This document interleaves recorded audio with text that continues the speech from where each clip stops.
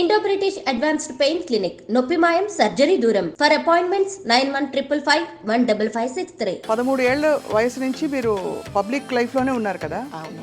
ఎప్పుడైనా నాకు నా జీవితం కావాలి, నేను హాయిగా ఫ్రీగా ఉండే పరిస్థితులు కావాలి అని అనిపించిందా? నేనే కదా అప్పటికి ఎవరు నేను ఇలా ఉండాలి అని ఎవరు డిజైన్ చేసుకోరు. కరెక్ట్. కాకపోతే ఇందులోకి వచ్చాక మీరు ఆర్థిక పరిస్థితుల వల్ల కూడా చదువుకి ఫుల్ స్టాప్ పెట్టేసి. అవును, అది నిజమే. నాన్నగారు చిన్న సినిమా చేసి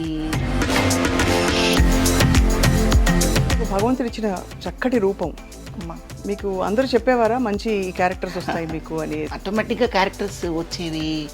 కొన్ని క్యారెక్టర్స్కి మనం అన్ఫిట్ కూడా అవుతాం. మనం చాలా బాగున్నామని అంత ఓవర్ కాన్ఫిడెన్స్ పెట్టుకోనక్కర్లేదు. అలా కూడా అయిందా?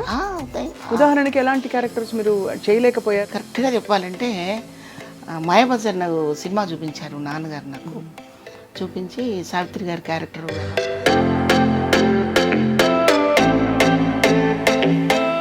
నేను చేయను.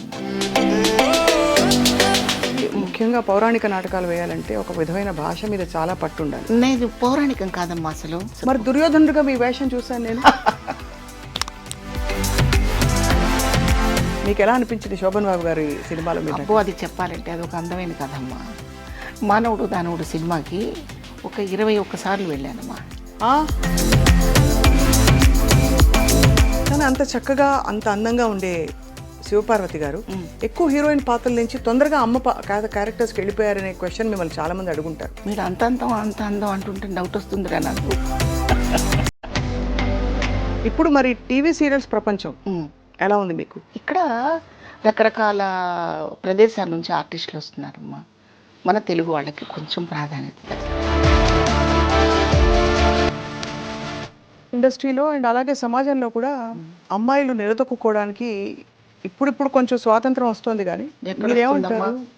ఎక్కడ వస్తుంది అంటే ఎక్కడో ఒక 20 మందిలో ఇద్దరు వచ్చి గొంతెత్తి ప్రశ్నించగలుగుతున్నారు కానీ ప్రశ్న జవాబు దొరకట్లేదు. స్కూళ్ళల్లో జరిగేవి జరిగిపోతా ఉన్నాయి. పసిపిల్లలని కూడా చూడకుండా దారుణాలు ఎన్ని జరిగిపోతున్నాయి.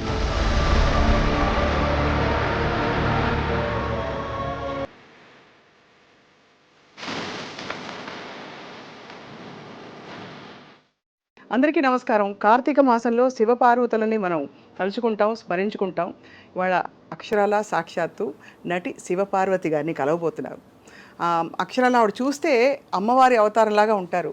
అందుకే ఇంటింట టీవీ సీరియల్స్ ద్వారా, అంతకుముందు వందల సినిమాల ద్వారా, అతి చిన్న వయసులో రంగస్థల అనుభవం ద్వారా ప్రేక్షకులందరికీ చాలా దగ్గరయ్యారు. వారి వ్యక్తిత్వం అంటే వారి హుందాతనం అంతా కూడా వారి పాత్రల్లో అలా కనిపిస్తూ ఉట్టిపడుతూ ఉంటుంది. నిజానికి నెగిటివ్ షేడ్స్ వేసినా, మంచి హీరోయిన్ పాత్రలు వేసినా కూడా శివపార్వతి గారిది చాలా విశిష్టమైన స్థానం అన్నది ఎవరూ కాదనలేని విషయం. వారితో మాట్లాడదాం, వారి జీవితంలోని కొన్ని మైలురాళ్ళని తెలుసుకునే ప్రయత్నం చేద్దాం. శివపార్వతి గారు నమస్కారం. అమ్మా నమస్తే అమ్మా. ఎలా ఉన్నారు? బాగున్నాను. కార్తీక సోమవారం శుభాకాంక్షలు ముందుగా మీకు కూడా. Thank you. సో పండుగలు బాగా పొగిడారు. అయ్యో భలేవారు. లేదు, నిజం అది. అక్షరాల మీ గురించి ఎవరికి చెప్పినా కూడా ఎంత మంచి ఆర్టిస్ట్, ఎంత మంచి నటి అని మా అమ్మగారు కూడా అన్నారు. అంటే యద్భావం తద్భావం మీకు తెలుసు కదా. మనం ఏ ఉద్దేశంతో ఏదనుకుంటే అలాగే అనిపిస్తూ ఉంటుంది. అది 13 ఏళ్ళ వయసు నుంచి మీరు పబ్లిక్ లైఫ్లోనే ఉన్నారు కదా. అవునమ్మా. ఎప్పుడైనా నాకు నా జీవితం కావాలి అంటే నేను హాయిగా ఫ్రీగా ఉండే పరిస్థితులు కావాలి అని అనిపించిందా? అప్పటికి నేనేమి అనుకోలేదమ్మా. చిన్న వయసు కదా. నేనే కదా అప్పటికి ఎవరు నేను ఇలా ఉండాలి అని ఎవరు డిజైన్ చేసుకోరు. కరెక్ట్. తల్లిదండ్రుల మీద కుటుంబం మీద డిపెండ్ అయిపోయే ఏజ్ కదమ్మా అది. అంత ఇండివిడ్యువాలిటీ ఉండదు. నేను అప్పుడు ఏమీ అనుకోలేదు. కాకపోతే ఇందులోకి వచ్చాక ఎప్పుడు ఇలా ఉండాలి ఏంటి అనే పరిస్థితి మాత్రం ఎప్పుడు రాలేదు తల్లి. నేను హ్యాపీగానే ఉన్నాను. అవునా? ఎందుకంటే నాటక రంగం నుంచి వచ్చాను కనుక. అవును. ఆ వాతావరణం, అక్కడ చేసిన క్యారెక్టర్స్, టీమ్స్ ఎందుకోసం నాటకం వేస్తున్నారని తెలిసినప్పుడు నేను చాలా ఆనందపడ్డాను. కేవలం బతకడం కోసం కాదు తల్లి నాటకం. కానీ ఎక్కడో నేను విన్నాను మీరు ఆర్థిక పరిస్థితుల వల్ల కూడా చదువుకి ఫుల్ స్టాప్ పెట్టేసి. అవును, అది నిజమే. నాన్నగారు చిన్న సినిమా చేసి దాంట్లో ఆయన చేతులు కాల్చుకొని అసలు సినిమా చేసే పరిస్థితి కాదు మాది. ఆయన ఉత్సాహం, ఆయనకున్న ఇంట్రెస్ట్ అలా దారి తీసింది. సో అది వద్దు, అది అవ్వదు అనుకున్న తర్వాత తెనాల్లో పుట్టి పెరగడం చేత ఆ కళాకారుల మధ్య ఉన్న ప్రోత్సాహం వల్ల నేను ఆర్టిస్ట్ని అయ్యాను. కానీ మొట్టమొదట్లో నాకు నాటకం అంటే భయం కానీ, ఇంట్రెస్ట్ కానీ, ప్రేమ కానీ, అభిమానం కానీ ఇలాంటి పదాలు అసలు ఏమీ లేవు. వాళ్ళు ఏదో మేకప్ వేశారు, అందంగా డ్రెస్ వేశారు, స్టేజ్ ఎక్కమన్నారు. ఆ జనాన్ని చూసి అసలు కాన్సన్ట్రేషన్ పూర్తిగా జనం మీద పెట్టాలనే ఆలోచన కూడా లేని వయసు అది. నన్ను ఎవరన్నా చూస్తున్నారా లేదని వెతుక్కునే రోజు అనమాట అది. చిన్న వయసులో ఆడపిల్లలు అలాగే ఉంటారు. అవును అవును నిజం. కానీ సిగ్గు బిడియం లేకుండా స్టేజ్ మీదకి వచ్చి అందరి ముందు ఒక డైలాగ్ చెప్పాలన్నా కూడా అది కూడా చాలా పెద్ద భయం కూడా ఉండేది కాదు. అదే చెప్తున్నాను నేను, భయం ఉండేది కాదు. అసలు నన్ను ఎవరైనా చూస్తున్నారా లేదు, చూడాలి అని, అందరూ చూడాలనే ఒక తపన తప్ప ఇంకోటి లేదు. భయం లేదు. ఆ భయం లేకపోవడమే నాకు ప్లస్ పాయింట్ అయింది. భయపడితే ఆర్టిస్ట్ అవ్వలేరు కదమ్మా. అవును నిజమే. అవును. అప్పటి నుంచి మీకు భగవంతుడు ఇచ్చిన చక్కటి రూపం. అమ్మా మీకు అందరూ చెప్పేవారా మంచి క్యారెక్టర్స్ వస్తాయి మీకు అని? అట్లా ఏమీ లేదు, ఆటోమేటిక్గా క్యారెక్టర్స్ వచ్చేవి. కొన్ని క్యారెక్టర్స్కి మనం అన్ఫిట్ కూడా అవుతాం. మనం చాలా బాగున్నామని అంత ఓవర్ కాన్ఫిడెన్స్ పెట్టుకోనక్కర్లేదు. అలా కూడా అయిందా? అవుతాయి నాటకాలు. మనం చెడగొట్టిన పరిస్థితులు ఉంటాయి, కొన్ని క్యారెక్టర్స్ తెలియక చేతకాక. ఉదాహరణకి ఎలాంటి క్యారెక్టర్స్ మీరు చేయలేకపోయారు, లేకపోతే చేతకాకో లేకపోతే ఇంకో కారణం వల్ల మీకు తప్పిపోయాయని చెప్పచ్చు? తప్పిపోవడం అంటే కరెక్ట్గా చెప్పాలంటే మాయాబజార్ నాకు సినిమా చూపించారు నాన్నగారు. నాకు చూపించి సావిత్రి గారి క్యారెక్టర్ ఎలా ఉందో, ఎలా చేశారు చూడు, అది నువ్వు నాటకంలో చెయ్యాలి అన్నారు. నేను చేయనన్నాను. నేనే చేయనన్నాను. కారణం ఏంటంటే ఆమెలాగా ఇంకొకరు చేయలేరు, ఆమెలాగా ఇంకొకరిని చూడలేరు. ఆ క్యారెక్టర్ అంతే అనమాట. 100కి 100% అనొచ్చో, 1000కి 1000% అనొచ్చో, ఏమనాలో నాకైతే తెలియదు. కానీ కొన్ని పాత్రలు వాళ్ళు చేశాక ఇంకొకళ్ళు చేయకూడదు. అవును. ఇమిటేషన్ చేసినా కూడా కరెక్ట్ కాదు, సాధ్యపడదు. అంటే అది రంగస్థలం మీద వేయించాలనా లేక నాటకం? అది అంటే బట్ అప్పుడు అభ్యంతరం ఎందుకు? అది సినిమా, ఇది రంగస్థలం కదా. అయినా కూడా చూసే ప్రేక్షకుడికి సావిత్రి గారు గుర్తొస్తారు. గుర్తొచ్చి మళ్ళీ ఆ కంపారిజన్ వస్తుంది. ఖచ్చితంగా కంపారిజన్ వస్తుంది. మీరు చూడండి, రామారావు గారు కృష్ణుడు వేశాక మనం ఎవరు ఎంతమంది వేసినా కూడా మనకి రామారావు గారే గుర్తుకొస్తారు. అవును కదమ్మా. అలా అన్నమాట. ఆ ఫ్లేవర్ పోగొట్టకుండా, అంటే మనం చేయడం వల్ల ఆ ఫ్లేవర్ పోతుందని కదా పాత్రకి. ఆ పాత్రకి ఆ ఫ్లేవర్ పోగొట్టకుండా ఉండాలంటే మన మనసుకి ఒక నిర్ధారణ ఉండాలి. అవును. మనం చేయగలమా లేదా, మనకు ఆ క్యాపబిలిటీ ఉందా లేదా అని చూసుకోగలగాలి. అది మీరు నాటకాలు వేయడానికి, ముఖ్యంగా పౌరాణిక నాటకాలు వేయాలంటే ఒక విధమైన భాష మీద చాలా పట్టు ఉండాలి. నేను పౌరాణికం కాదమ్మా, అసలు వేయలేదు. మరి దుర్యోధనుడిగా మీ వేషం చూసాను నేను. అదేంటంటే నాకు ఇష్టం. అంతేనా? అలా క్యారెక్టర్స్ డిఫరెంట్గా చేయాలని. అది కూడా ఈ మధ్య జీ తెలుగు వాళ్ళు నాకు సరదాగా అవకాశం ఇచ్చారు. చిత్రం పళ్ళారి విచిత్రం సాంగ్ చేశామన్నమాట. అందుకోసం ఆ దుర్యోధనుడి గెటప్ వేసుకున్నాను. అయితే దీనికి అంకురార్పణ ఏంటంటే, చిన్నప్పుడు నా 16వ ఏట, 16-17 సంవత్సరాల వయసులో చంద్రంగాడి పెళ్ళి అని ఒక నాటికి రాశారు ఒక అతను. ఆ చంద్రన్ క్యారెక్టర్ నేను చేశాను అనమాట. వాడు నూనూగు మీసాలతో ఉండి అమ్మాయిల్ని కవ్విస్తూ ఎవరైనా నేనంటే పడిపోవాల్సిందేరా అంటూ కుర్రాళ్ళందరూ కలిసి ఒక సందడి చేసే ఇన్సిడెంట్ నాటిక అనమాట. అది నేను వేశాను. సో అబ్బాయి క్యారెక్టర్ మీరు వేశాను. అబ్బాయి క్యారెక్టర్ వేసి నేనే అబ్బాయిని అనుకొని అమ్మాయి మీద చేయి వేస్తే సిగ్గుపడ్డ పిల్లలు కూడా ఉన్నారు. ఓహో, నిజమైన అబ్బాయి అనుకున్నారు. అంత న్యాచురల్గా నటించారు. చక్కగా ఎంత అందంగా ఉన్నాడని చెప్పి వాళ్ళ దగ్గరకు వచ్చి ఇలా పట్టుకుంటే, నేను ఇలా అంటే కొంటెగా ప్రవర్తిస్తున్నాడు ఆ కుర్రాడని కంప్లైంట్లు అప్పటికప్పుడు అన్నీ జరిగిపోయాయి. కంప్లైంట్ కూడా వెళ్ళే. సో అదొక చిన్న సరదా అనమాట. ఆ సరదాతో అలా జరిగింది. ఆ తర్వాత నేను మగాడిగా పుట్టుంటే ఎంత బాగుండనే ఆలోచన కూడా ఒకసారి వచ్చింది. అంటే మామూలుగా అమ్మాయిలుగా పుట్టాలని అందరూ కోరుకుంటారు. అందరూ కొంచెం అటెన్షన్ ఎక్కువ అవుతుంది, అవకాశాలు వస్తాయంటారు. కానీ అబ్బాయిగా ఎందుకు అనుకున్నారు మీరు? ఏమన్నా అంటే అప్పుడు అనుకోలేదు, ఈ ఒక 15 ఏళ్ల క్రితం అనుకున్నాను. అంటే సమాజంలో జరుగుతున్న విషయాలు కానివ్వండి, అయ్యో ఆడదాని పట్ల ఉన్న నిరాదరణ కానివ్వండి, ఎంత చదివినా ఎంత ఎదిగినా ఒదిగొదిగి ఉండే నైజం కానివ్వండి, ఇంకా వెనకబడే ఉన్నామా అన్న ఒక ఫీలింగ్ వచ్చినప్పుడు నేను ఎందుకు మగాడిని పుట్టుంటే బాగుండు కదా, నేను ఎందుకు పుట్టలేదనే ఫీలింగ్ అలా వచ్చేదనమాట. మీకు ఎప్పుడైనా వ్యక్తిగతంగా అయ్యాయండి అలాంటి సంఘటనలు? అంటే ఇలా ఇంత తీవ్రమైన భావన రావడానికి మిమ్మల్ని ఇబ్బంది పెట్టడం, అవి నిరాదరణ? న్యాచురల్గా ఉంటాయమ్మా. ముఖ్యంగా అసలు మగాళ్ళని అనడం కంటే ఆడదానికి ఆడదే శత్రువు అంటే కరెక్ట్గా ఉంటుందేమో. మనం ఎప్పుడు ఏమనుకుంటాం, పురుషాధిక్యత, దానివల్లనే మనల్ని సరిగా గమనించటం లేదు, దానివల్లనే మనల్ని గుర్తించట్లేదు అనుకుంటాం కదా. దాంతోపాటు ఆడదాని ప్రభావం కూడా మన స్త్రీ జాతి పట్ల చాలా ఉంది, ఇప్పటికీ ఉంది. మనం ఎంత చదువుకున్నా, ఎంత ఎదిగినా, ఎంత ప్రపంచం చాలా చాలా విశాలమైంది అని మనం చెప్పుకున్నా, ఈ హృదయం మాత్రం ఎక్కడ విశాలంగా ఉండటంలో ఆడదానికి. ఒక పక్కన ఆడది ఎదుగుతున్నా, ఒక ఉన్నతమైన స్థితికి వచ్చినా అది సంకుచిత భావంతో చూసే స్థితిలో ఉన్నారు తప్ప అప్రిషియేట్ చేసే స్థితిలో లేరు. అయితే అందరూ అలాగే ఉంటారా అంటే కాదు, ఎక్కువ శాతం ఉన్నారు.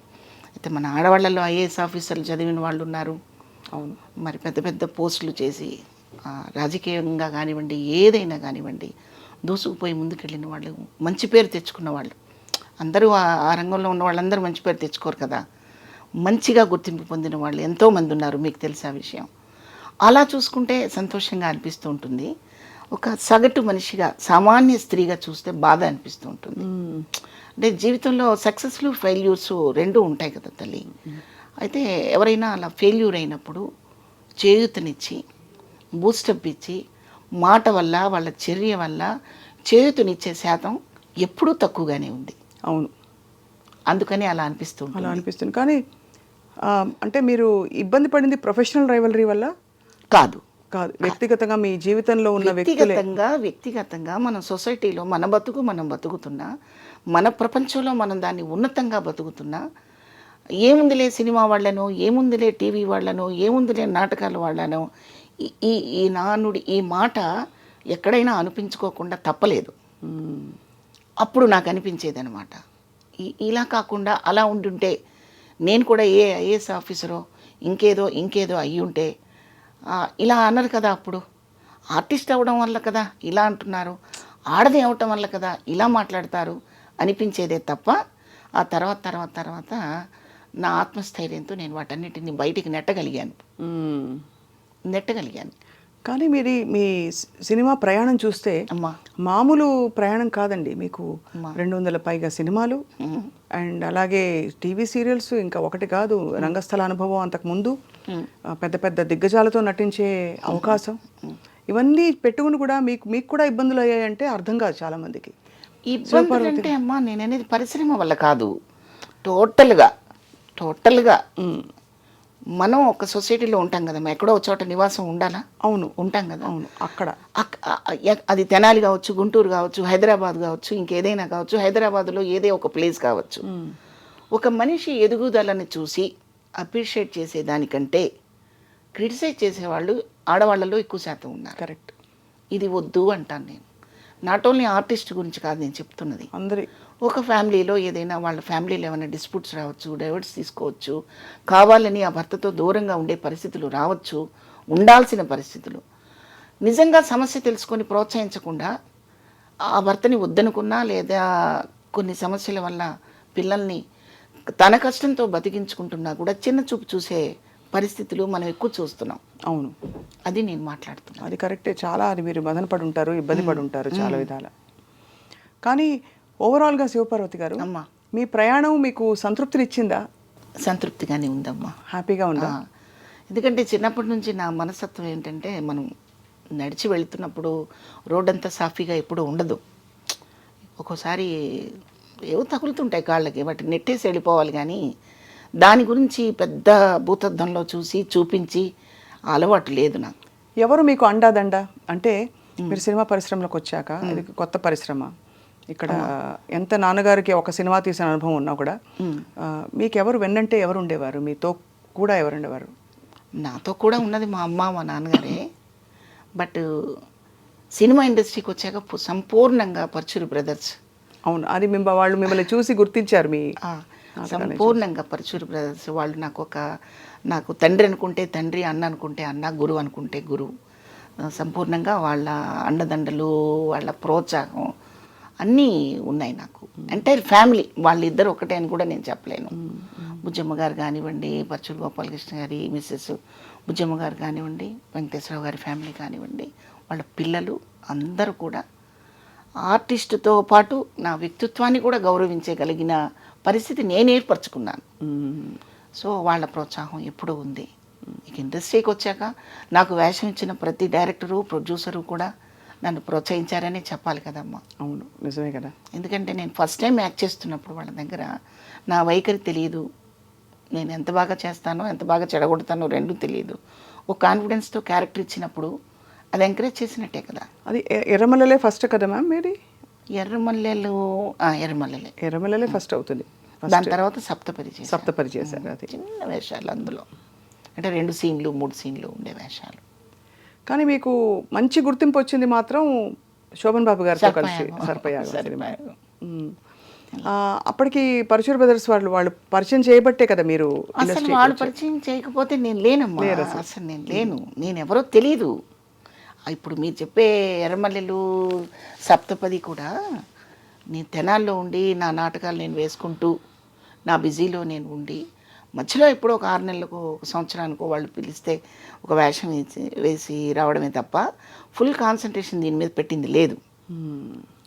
నేనంటూ హైదరాబాదు వచ్చి ఇక్కడే నివాసం ఉండి ఇక్కడ క్యారెక్టర్స్ చేస్తూ ఉండటం కోసం వచ్చిన అవకాశం ఇచ్చింది మాత్రం పరచూరు బ్రదర్స్.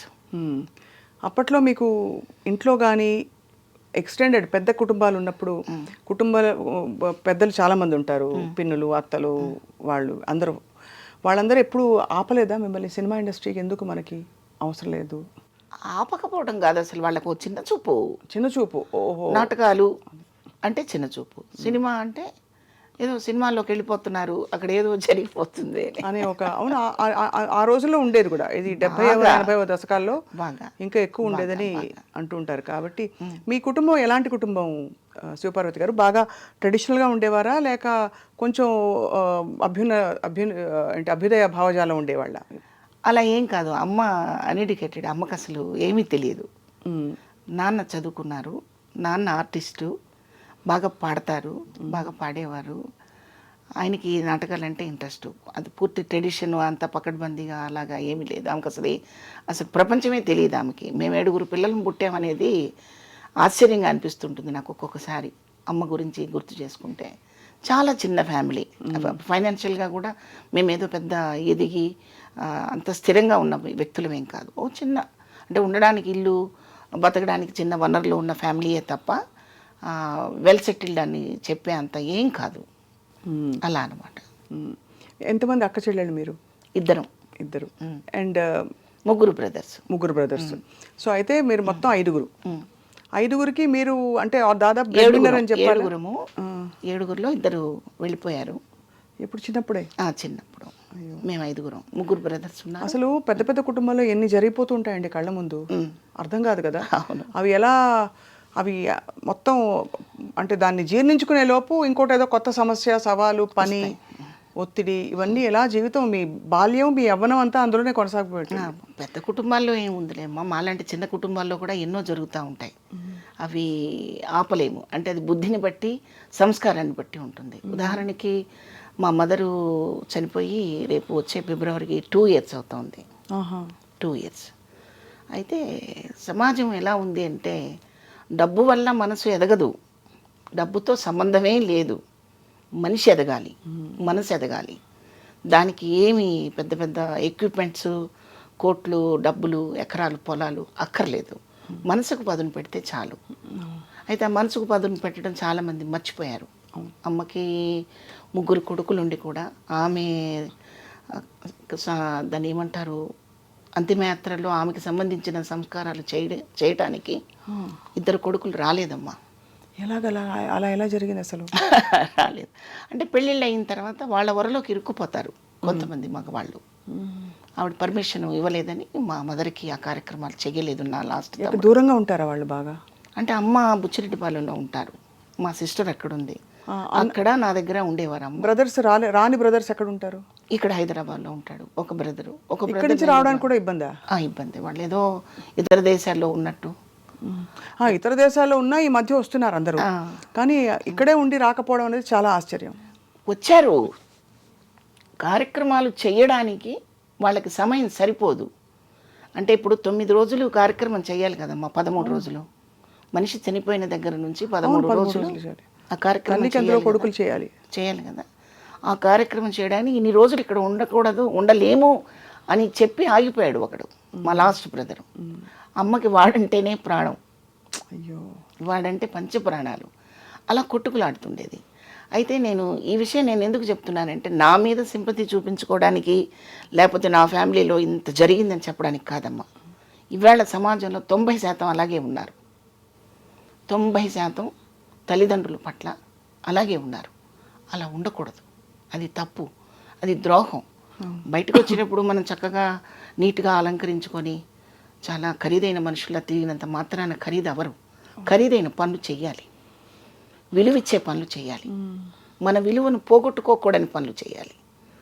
మన మోరల్స్, మన కుటుంబ సంబంధాలు, బంధాలు, అనుబంధాలు ఇవన్నీ ఎప్పుడు పదిలంగా కాపాడుకోవాలి. ఒకరి కోసం కాదు, మన కోసం కదా అమ్మా. అందుకు నేను ఈ విషయాన్ని మీకు రివీల్ చేశాను. లేదు, చాలా బాధాకరమైన విషయమే. ఒక సోదరిగా మీరు అమ్మకి కూతురుగా, అలాగే ఈ అన్నలే కదా మీకు ఇద్దరికి తమ్ముళ్ళకి అక్కగా మీరు చాలా బాధపడి ఉంటారు. మరి దెబ్బలాడారా వాళ్ళతో? ఎందుకు రాలేదని? ఎందుకు చేయలేదు? అందరూ వచ్చారు. అదే ఎందుకు రాలేదంటే ఆ కార్యక్రమాలకి ఎందుకు ఉండలేకపోయారు? వాళ్ళకి టైం లేదు. ఇప్పుడైతే గబగబా చేసేసి వెళ్ళిపోతాం, కానీ ఓ 13 రోజులు ఇక్కడే కూర్చోవాలంటే కుదరదు. వాళ్ళు ఆవిడ పర్మిషన్ ఇవ్వాలి, వాడి మనసుకు ఒప్పుకోవాలి, వాడికి టైం కుదరాలి, అలా అన్నమాట. పాపం లాస్ట్ మినిట్ వరకు అమ్మ వాడి కోసం అలమటించింది, అది నాకు తెలుసు. ఇంకా నేనైతే ఇంకొక 5 నిమిషాల్లో మరి ఇది ఎవరితో చేయించాలి? పెద్ద కొడుకు చేయట్లేదు, చిన్న కొడుకు చేయట్లేదు, మధ్యలో ఇంకో తమ్ముడు ఉన్నాడు, రెండో తమ్ముడు, మా తమ్ముడు. వాడు కూడా కాదు అంటే వాడు ఒంగోలులో ఉంటాడు. మా బంధువులందరూ 200 మంది ఫ్యామిలీస్ ఒంగోలులో ఉన్నారు. ఒకవేళ వాడు కూడా కొద్దిగా అడుగు వెనక్కి వేస్తే హైదరాబాద్ తెచ్చుకొని జమున గారి కూతురులాగా నేను కూడా మా అమ్మకు అలా చేద్దాం అనుకున్నాను. అయితే అవకాశం నాకు ఇవ్వకుండా వాడు చేసేసుకున్నాడు, అదొకటి సంతోషం. అలా అనమాట. చాలా భారాన్ని మీరు చిన్నప్పటి నుంచి ఇలా చాలా విషయాలు మింగేసి ఉంటారు ఎక్కడికక్కడ. మీరు తప్పదమ్మా, జీవితంలో ఎప్పుడు వడ్డించిన విస్తరి కాదు జీవితం. విస్తరి సరిగా వేసుకోవాలి, దాంట్లో వడ్డించుకోవాల్సిన వస్తువులు కూడా జాగ్రత్తగా వడ్డించుకోవాలి. అన్నీ కలిపి కొప్పేసాం అనుకోండి, మనకు ఆకలి వేయదు. జీవితం కూడా అంతే కదా తల్లి. అవును. అట్లాగే నేను చెప్పేది నా కష్టం గురించి నేను చెప్పట్లేదు సుమా. జనం బయట అంతా ఎలా ఉన్నారంటే 90% ఇదే పరిస్థితుల్లో ఇదే పంధాలో నడుస్తున్నారు. తల్లిదండ్రులు చనిపోయే పరిస్థితి తీసుకొచ్చేది వాళ్ళే, చనిపోయిన తర్వాత దుర్మార్గంగా చూసేది కూడా వాళ్ళే. అవును. అలా చేయొద్దని 2 చేతులెత్తి దండం పెట్టి మరీ చెప్తున్నాను. మనిషి జన్మకి సార్థకత మన ధర్మాలు మనం పాటించినప్పుడే. అవును. అవి పాటించకపోతే మనిషి అని చెప్పడానికి అర్హత ఎవరికీ ఉండదు. అందుకు నేను చెప్తున్నాను. ఎందుకంటే నేను కూడా ఒక అమ్మని, నానమ్మని. వేషాలు కూడా అన్నీ అమ్మ వేషాలు, నానమ్మ వేషాలు. ఒక తల్లి ఆర్ద్రత, ఒక తల్లి హృదయం పర్సనల్గా చవి చూసిన దాన్ని, పాత్రల ద్వారా మరింత వైడ్గా చూసిన దాన్ని. అందుకని చెప్తున్నాను, ఎవరైనా నా మాట, ఎవరైనా ఒక్క మాటైనా అలా మనసుకు తాకితే నేను చాలా సంతోషపడతాను. చాలా గొప్ప మాట, అవసరమైన మాట చెప్పారు. అవునమ్మా. శివపార్వతి గారు, అయితే మీరు ఇండస్ట్రీకి వచ్చిన కొత్తల్లో ఇంకా వరుసగా మీకు వర్క్ ఉండేదా? ఆ టైంలో షూటింగ్లకి మీ వెంట ఎవరు ఉండేవారని, అంటే అమ్మ కానీ నాన్నగారు కానీ వచ్చే పరిస్థితుల్లో ఉన్నారా? నేను ఇండస్ట్రీకి వచ్చేప్పటికే నాన్నగారు లేరు. నాన్నగారు వెళ్ళిపోయారు. అసలు నేను సినిమా ఆర్టిస్ట్ అయ్యాక నాన్న చూసుకోలేదు. మీరే అయితే మొత్తం ఆల్మోస్ట్ కొడుకుగా, కూతురుగా, పెద్ద కొడుకు మీరే ఇంటికి అలా నడిపించారు, జరిపించారు మొత్తం. అప్పుడు భయం వేసేది కాదు శివపార్వతి గారు మీకు?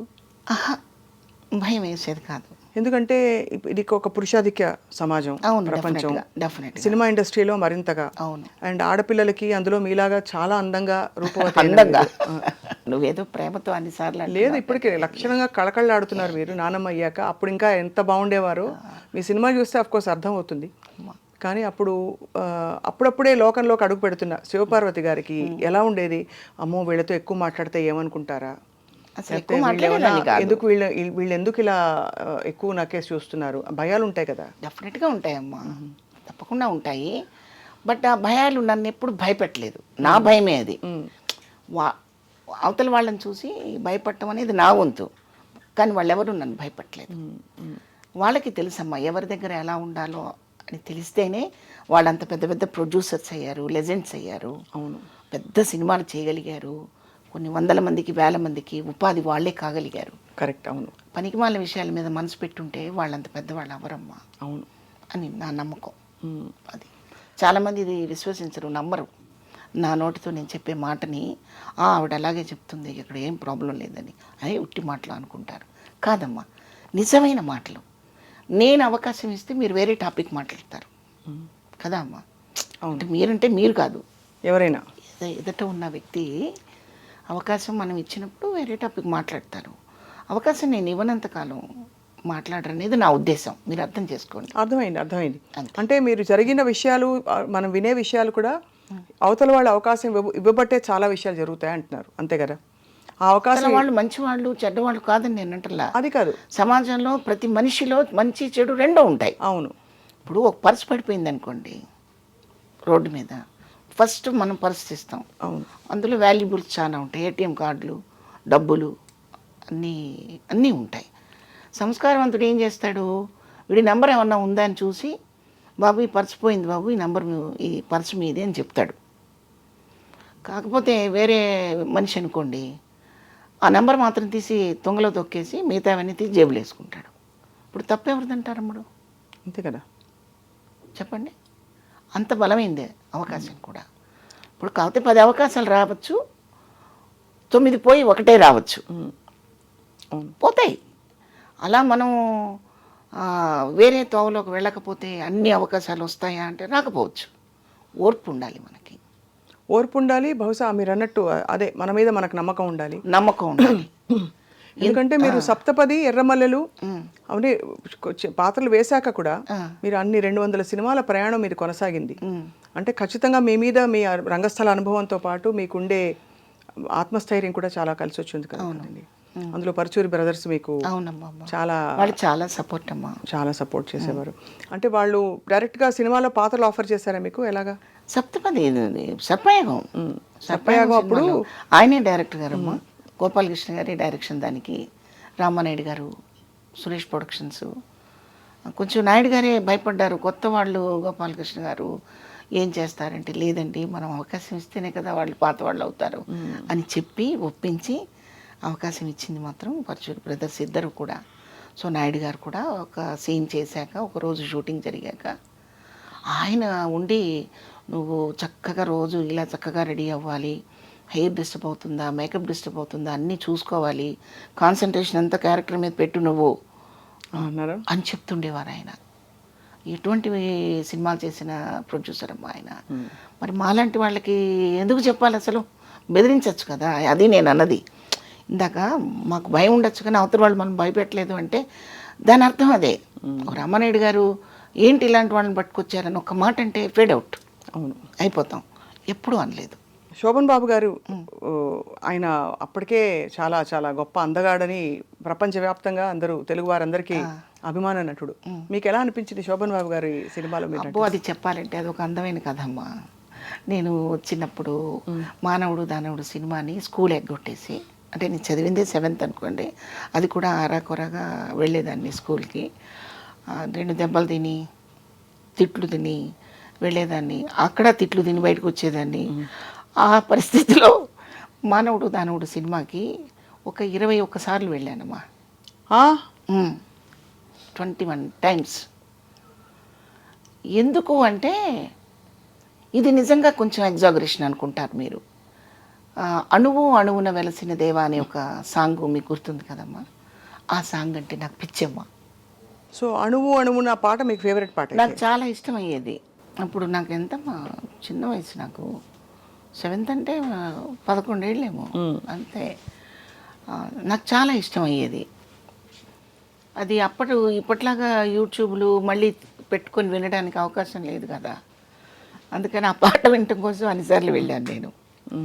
ఇంకా తర్వాత శోభన్ బాబు గారిని ఒకసారి ఎప్పుడైనా చూడటం అవుతుందా లేదా అని నాటకాల్లోకి వచ్చాక, నాటకాలు వేస్తున్నప్పుడు అనిపించింది ఒకసారి, ఎలా మనకెలా కుదురుతుంది శోభన్ బాబు గారిని చూడటం, అవన్నీ పిచ్చి కళలు, అట్లాంటి కళలు కనకూడదు అని తిడుతుండేవారు నా ఫ్రెండ్స్. కానీ ఆ శోభన్ బాబు గారితో నేను యాక్ట్ చేస్తున్నానని అనిపించినప్పుడు ఇది కళ నిజమా అనుకుని నన్ను నేను ఇలా తట్టుకున్న రోజు ఉంది. బా నిజంగా అమ్మ, మీరు చెప్పండి, అది ఎంత థ్రిల్లింగ్గా ఉంటుంది. అమ్మో, అసలు వినడానికే అసలు ఒకలాగా ఒక డ్రీమ్లా ఉంది కదా, fairy tale. Yes yes. Ticket మా అమ్మ ఇచ్చిన డబ్బులు టికెట్ సరిపోక 75 పైసలు అమ్మ అప్పుడు టికెట్. 75, ఒక్కోసారి 5 తగ్గేది, 10 రూపాయలు 10 పైసలన్నా తగ్గేది. వాడికి ఏవో కబుర్లు చెప్పి, రోజు వస్తున్నాను కదా రేపు ఇస్తాను ఈ 10 రూపాయలు 10 పైసలు అని చెప్పి టికెట్ తీసుకుంటే వాడు జాలీగా చూసి టికెట్ చేతిలో పెట్టేవాడు. రాను వాడు టికెట్ లేకుండా పంపించే స్థితికి వచ్చాడు. మీ అభిమానం తట్టుకోలేక టికెట్ లేకుండా ఏంటి పిచ్చి అని అలా అసలు పోను వెళ్ళి కూర్చోని పంపించేవాడు. ఆ చేతిలో 4 వేరుశెనక్కాయలు నువ్వుండ్లో పెట్టుకొని అది చూస్తూ, ఆ సాంగ్ వచ్చేటప్పుడు మాత్రం ఈ లంగాకి ఈ తడంతా తుడిచేసుకొని అక్కడ జరుగుతుంటే ఇలా కళ్ళొత్తుకొని ఏడ్చేదాన్ని. ఆ ఫీల్ ఏంటో తెలిసేది కాదు.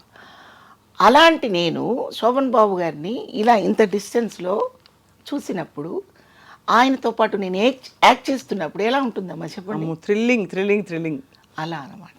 సో ఫస్ట్ డైలాగ్ ఏంటి మీరు శోభన్ బాబు గారితో? ఫస్ట్ డైలాగు ఇక్కడ ఈ చెస్ట్ హాస్పిటల్ ఉంది కదమ్మా ఈఎస్ఐ దగ్గర, ఆ హాస్పిటల్లో ఆ షార్ట్ పెట్టడం కూడా నా టైంకి అది బ్యాడ్ అనుకోవాలో గుడ్ అనుకోవాలో నాకు తెలీదు. చక్కగా ఇలా కెమెరా స్టాండ్ చేసి పెట్టి చెప్పిన కాదు. ఈ ఒక స్టేర్ కేసు నుంచి ఎక్కి ఆ స్టేర్ కేసు నుంచి దిగి ఆయన్ని ట్రేస్ చేసి పట్టుకొని, నా బిడ్డని మీరు ఎలాగైనా బతికించాలి డాక్టర్ గారు, ఎన్ని కోట్లైనా పర్వాలేదని చెప్పి మీ కాళ్ళు పట్టుకుంటానని పరిగెడుతూ చెప్పే డైలాగ్ అది. ఆ డైలాగ్ నేను ఎక్కడో ఆగిపోతున్నాను ప్రతిసారి. ఆగిపోతుంటే అన్ని లైట్లన్నీ ఆపేశారు. నాకు టెన్షన్ వచ్చేసింది. ఆయన దగ్గరికి పిలిచి ఇలా షోల్డర్ మీద చేయి వేసి, ఏది ఫ్రీగా ఇచ్చిన టికెట్తో సహా నేను వెళ్ళి చూసి వచ్చిన శివపార్వతిని ఆయన ఇలాగా షోల్డర్ మీద చేయి వేసి, ఎందుకు టెన్షన్ పడుతున్నామ్మా నువ్వు అన్నారు. తెలియదండి, పరిగెడుతుంటేనేమో ఇది గస వస్తుంది, మీరు అనేది నాకు ఊహించలేకపోతున్నాను, భయం వేస్తుంది, డైలాగ్ మర్చిపోతున్నాను అని. అంటే ఇక్కడ ఒక అక్షరం పోయినా ఎవ్వరు ఇక్కడ అదే అక్షరం పలకలేదని అడిగే షాట్ కాదు ఇది. మీరు ఒకటే గుర్తుపెట్టుకోండి అమ్మా, మీ బిడ్డకి బాగాలేదు, డాక్టర్ని ప్రాధాయపడుతున్నారు, మీరేం చెప్పాలో చెప్పేసేయండి అన్నాడు. ఇంకా తర్వాత ఒకటే షాట్లో ఓకే అయిపోయింది అది. అబ్బా, ఏం చెప్పారు చెప్పరా ప్లీజ్? అదే చెప్పాను అక్కడ. డాక్టర్ గారు ఒకసారి డాక్టర్ గారు డాక్టర్ గారు అంటూ వెంటబడి పరిగెత్తుకుని వెళ్ళి, ఎన్ని కోట్లైనా ఇస్తాను డాక్టర్ గారు, నా బిడ్డను బతికించండి డాక్టర్ గారు, ప్లీజ్ డాక్టర్ గారు, ప్లీజ్ డాక్టర్ గారు అంటుండగా షార్ట్ అయిపోయింది. ఈ షార్ట్ అవ్వగానే నాగేష్ గారు వచ్చి అప్రిషియేట్ చేశారు ఫస్ట్. ఆయనంత మహానుభావుడో చెప్పండి. ఆయన అసలు ఆయన నా నుదురు మీద ముద్దు పెట్టేసుకొని ఎంతో తబ్బిబ్బైపోయి, ఎంత మంచి ఆర్టిస్ట్ నాయుడు గారు అంటే ఉట్టిదే. వాళ్ళు చేసిన క్యారెక్టర్లో నేను ఏముంది అక్కడ చేసింది చిన్న షార్ట్. ఇది నేను ఎందుకు చెప్తున్నానంటే, ఒక మొక్క ఎదగడానికి రోజు నీరు పోయటము, దాన్ని కాపాడటం ఎంత పదిలంగా మనం చూస్తామో, ఒక ఆర్టిస్ట్ ఎదుగుదలకి అటువంటి మహానుభావులందరూ కూడా చక్కగా వాళ్ళ ప్రోత్సాహాన్ని అందించి ఒక్కొక్క మెట్టు ఎక్కించడానికి దోహదపడతాయన్నమాట. ఒకటి నాయుడు గారు విసుక్కున్నా, శోభన్ బాబు గారు విసుక్కున్నా, గోపాలకృష్ణ గారు విసుక్కున్నా కొంచెం ఇదైపోయారు, అయిపోతాం. నాగేష్ గారు ఎక్కడండి ఇది తలకాయ నొప్పి, ఇంత పెద్ద షాట్ పోయిందండి, కంపైపోయింది అని అంటే నేను ఎప్పుడో వెళ్ళిపోయేదాన్ని తెనాలి. నేను అందుకని వాళ్ళని ఇప్పుడు గుర్తు చేసుకుంటున్నాను. నిజంగా మహానుభావులు వాళ్ళు. మాతో పాటు పక్కన ఆర్టిస్ట్ కూడా పంచభక్ష పరమాన్నాలు తినాలని కోరిక గోపాలకృష్ణ గారికి రావటం పరచూరి బ్రదర్స్కి, ఆ కోరికని ఒక రామానాయుడు గారు, దాసరి గారు, నారాయణమూర్తి గారు, ఎంతోమంది గొప్ప గొప్ప డైరెక్టర్స్, ఆర్టిస్టులు వీళ్ళందరూ కూడా గమనికతో ఉండడం అనేది చాలా గొప్ప విషయం. వెరీ గుడ్ ప్లాట్ఫామ్ అనమాట అది మాకప్పుడు. చాలా బ్యూటిఫుల్. అంటే మీకు అన్ని అమరినట్టు భగవంతుడి ఈ నిర్ణయం అంటారా ఇవన్నీ? ఖచ్చితంగా అమ్మా. అంటే మీరు అంత నమ్ముతారా మీరు? నమ్ముతానమ్మా, బాగా నమ్ముతాను, బాగా నమ్ముతాను. మనం చేసే పనులు మనకెప్పుడు మనల్ని బ్లెస్ చేస్తాయమ్మా. కాకపోతే మీలాగా ఎదురుకుండా నాకు ఇలా దేవుడు కనిపించకపోవచ్చు, మీతో ఏదో మంచి పని మాత్రం నాకు చేయిస్తాడు. ఏదో అలా భగవంతుడు ఏ మార్గంలో ఎప్పుడు రావాలో అది అలా మీకు అనేక సందర్భాల్లో స్ఫురించి మీకు అలా దేవుడు దయ వల్ల ఇప్పుడు గోపాలకృష్ణ గారిలో ఆ భావన కలిగించింది దేవుడు, కానీ దేవుడు నాకు కనిపించడు. అంతే కదా. ఒక స్టేజ్ ఆర్టిస్టులు వీళ్ళు 30 మంది ఆర్టిస్టుని సెలెక్ట్ చేసుకున్నారమ్మ అప్పుడు వాళ్ళు. వీళ్ళందరూ తెలంగాణ శకుంతల, నేను, రఘునాథ్ రెడ్డి, జయప్రకాష్ రెడ్డి, చింతన్ దేవనాథ్ గారు అని ఇంకొక ఆర్టిస్ట్ ఉన్నారు. కొంతమంది బయటికి రాలేకపోయారు, కొంతమంది అదృష్టవశాత్తు చేసుకున్నారు. నేను ఈ రోజుకి మీ కంటికి కనపడుతున్నానంటే నిజంగా వాళ్ళు ఇచ్చిన బ్లెస్సింగ్స్ ఎంత గొప్పవి అనేది నేను ఇక్కడ చెప్పాలి. అట్లా. కానీ అంత చక్కగా అంత అందంగా ఉండే శివపార్వతి గారు ఎక్కువ హీరోయిన్ పాత్రల నుంచి తొందరగా అమ్మ క్యారెక్టర్స్కి వెళ్ళిపోయారనే క్వశ్చన్ మిమ్మల్ని చాలామంది అడుగుంటారు. మీరు అంత అందం అంటుంటే డౌట్ వస్తుందిరా నాకు. ఎందుకంటే ఆ రోజుల్లో కావాల్సిన దేవిక గారిలా ఉంటారు మీరు అని చాలామంది చెప్పుంటారు. మీకు గురుగారే చెప్పారు. గోపాలకృష్ణ గారి మిస్సెస్ ఇంట్లో వాళ్ళందరూ అలా అనుకుని నన్ను సెలెక్ట్ చేశారు. అంటే అప్పట్లో తెలుగు అమ్మాయి, చక్కగా పొందిగ్గా ఉండే అమ్మాయి అంటే ఆ లక్షణాలన్నీ మీలో ఉన్నాయి. ఎందువల్ల అమ్మ క్యారెక్టర్స్కి వెళ్ళిపోయారు? తర్వాత క్యారెక్టర్స్ రోల్స్ ఎందుకు వచ్చాయి మీకు హీరోయిన్ క్యారెక్టర్స్ తర్వాత? ఆ రోల్స్ అంటే నాకు పరచూరి గోపాలకృష్ణ గారు నాకు ఫస్ట్ డేనే నాకు బ్రెయిన్ వాష్ చేశారు. నువ్వు ఇష్టంగా చేస్తున్నావు ఈ క్యారెక్టర్ అని ఓ రోజు కోపడ్డారు. అంటే నేను హీరోయిన్గా చేశాను కదా గురువుగారు అని ఒకరోజు నసగడం జరిగింది సెట్లో. చాలా పొరపాటు పడుతున్నావు నువ్వు, ఒకసారి మదర్ క్యారెక్టర్ వేస్తే నువ్వు ఉన్నంత వరకు వేయచ్చు వేషాలు. హీరోయిన్ అంటే కొంతకాలం చేసి తర్వాత ఫేడ్ అవుట్ అయిపోతావు. ఆ తర్వాత రీఎంట్రీలు గోళ గందరగోళం ఉంటాయి. ఏది ఒక స్టాండర్డ్ వచ్చిన హీరోయిన్ అయితే మళ్ళీ ఆ స్టాండర్డ్ రాకుండా 2 సినిమాలు చేసి పక్కెళ్ళిపోయావు అనుకో, ఎవరు పట్టించుకోరు. కాబట్టి ఈ రూట్ బెటర్ అని చెప్పారు. ఇది బెటరు, నువ్వు చక్కగా వేయి. నీకు ఇప్పుడు 29-30 సంవత్సరాలు, అంటే ఇప్పుడు ఈ పరిస్థితికి నేను వచ్చి 30 years అయిపోతుందమ్మా. అంటే 30 years బ్యాక్ సంగతి నేను చెప్తున్నాను. సో నీకు ఎంతో స్పాన్ ఉంది, చక్కగా చేసుకోవచ్చు అని చెప్పినప్పుడు నాకు నిజమే అనిపించింది. నేను ఆ నాటిక పరచూరి రఘుబాబు స్మారక కళా పరిషత్కి నేను అప్లై చేసిన నాటిక కూడా ఒక retired school master wife character. ఇది నా క్యారెక్టరు. పిల్లలు మోసం చేసి తల్లిదండ్రుల్ని చీట్ చేసిన పాత్రలు మావి నేను చేసిన నాటికలో. సో ఆ క్యారెక్టర్ కోసం తల్లి ఇలా ఉండాలి, ఈ చీర కట్టుకోవాలి, ఇట్లాగే నడవాలి, ఇంతే మాట్లాడాలి, ఇంతే సౌండ్లో మాట్లాడాలి అని గిరిగీసుకొని ఆ క్యారెక్టర్ని తయారు చేసుకోవడం జరిగిందనమాట.